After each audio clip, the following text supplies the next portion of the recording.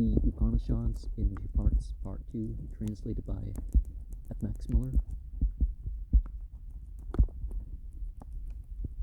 Brihadaranyaka Upanishad, 4th Adhyaya, 5th Brahmana.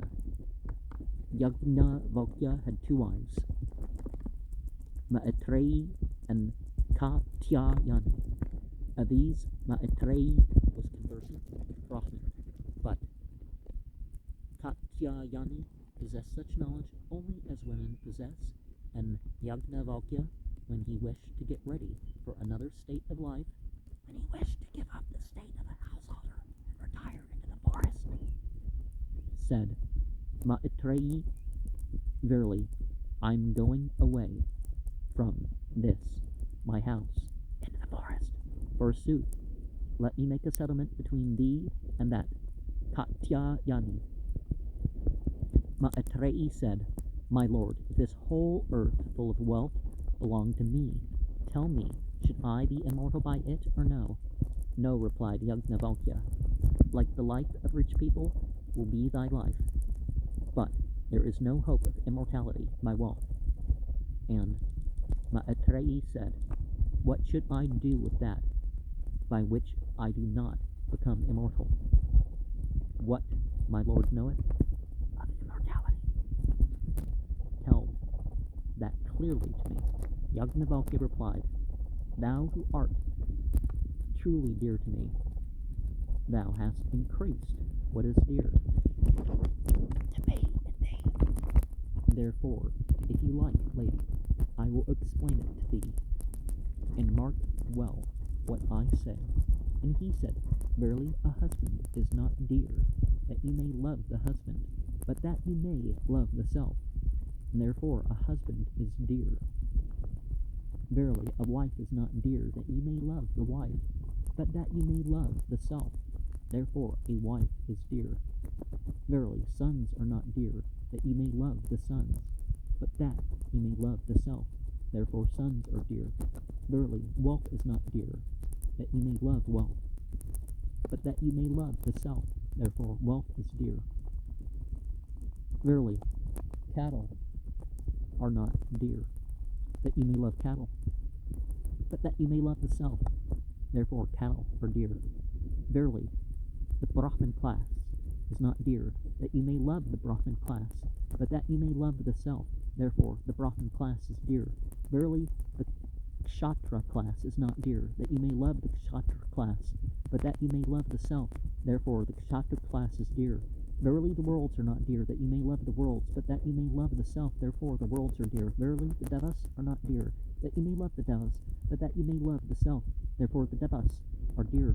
Verily, the Vedas are not dear, that you may love the Vedas, but that you may love the self. Therefore the Vedas are dear.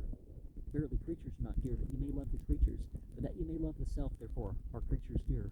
Verily, everything is not dear, that you may love everything, but that you may love the self. Therefore everything is dear.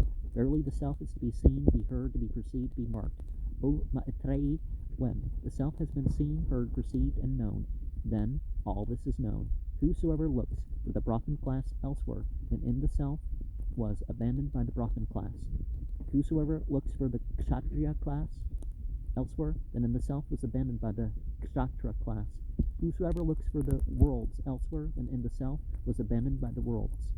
Whosoever looks for the devas elsewhere than in the self was abandoned by the devas. Whosoever looks for the Vedas elsewhere than in the self was abandoned by the Vedas. Whosoever looks for the creatures elsewhere than in the self was abandoned by the creatures. Whosoever looks for anything elsewhere than in the self was abandoned by anything. This Brahman class, this Kshatriya class, these worlds, these devas, these Vedas, all these beings, this everything, all is that self. Now, as the sounds of a drum, when beaten, cannot be seized externally by themselves, but the sound is seized. When the drum is seized, are the beater of the drum. And as the sounds of a conch shell, when blown, cannot be seized externally by themselves, but the sound is seized when the shell is seized, are the blower of the shell. And as the sounds of a lute, when played, cannot be seized externally by themselves, But the sound is seized when the lute is seized, or the player of the lute, as clouds of smoke proceed by themselves out of lighted fire, kindled with damp fuel. Thus verily, O Maitreyi, has been breathed forth from this great being what we have as Rigveda, Yajurveda, Samaveda, Atharvangirasas, Itihasa, Purana, Vidya, the Upanishads, Slokas, Sutras, and Vyakhyanas,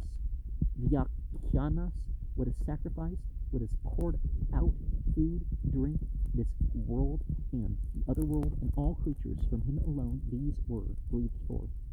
As all waters find their center in the sea, all touches in the skin, all tastes in the tongue, all smells in the nose, all colors in the eye, all sounds in the ear, all precepts in the mind, all knowledge in the heart, all actions in the hands, all movements in the feet, and all the Vedas in speech, as a mass of salt has neither inside nor outside, but is altogether a mass of taste.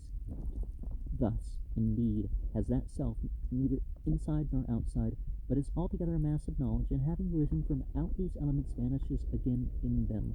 When he is departed, there is no more knowledge. I say, O Maitreyi, thus spoke Yajnavalkya. Then Maitreyi said, Here, sir, thou hast landed me in utter bewilderment. Indeed, I do not understand him. But he replied, O Maitreyi, I say nothing that is bewildering. Verily, beloved, that self is imperishable, and of an indestructible nature. For when there is, as it were, duality, then one sees the other one, smells the other one, tastes the other one, salutes the other one, hears the other one, perceives the other one, touches the other one, knows the other. But when the self only is all this, how should he see another? How should he smell another? How should he taste another? How should he salute another? How should he hear another?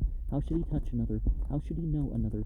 How should he know him by whom he knows all this? That self is to be described by no. He is incomprehensible, for he cannot be comprehended.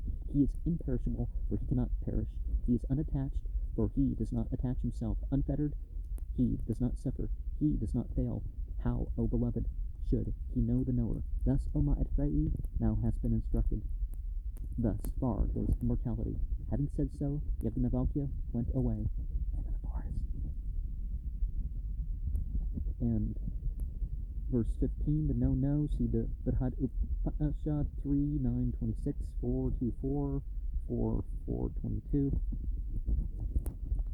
and that list of things in 11 explained by, the drink. Anna da nan in itam and Paya da nan inditam dharma gatam. See before 4.1.2. And the Kanva text in verse 6? Early cattle, has Avrivat, which Sankara explains by Varvitavati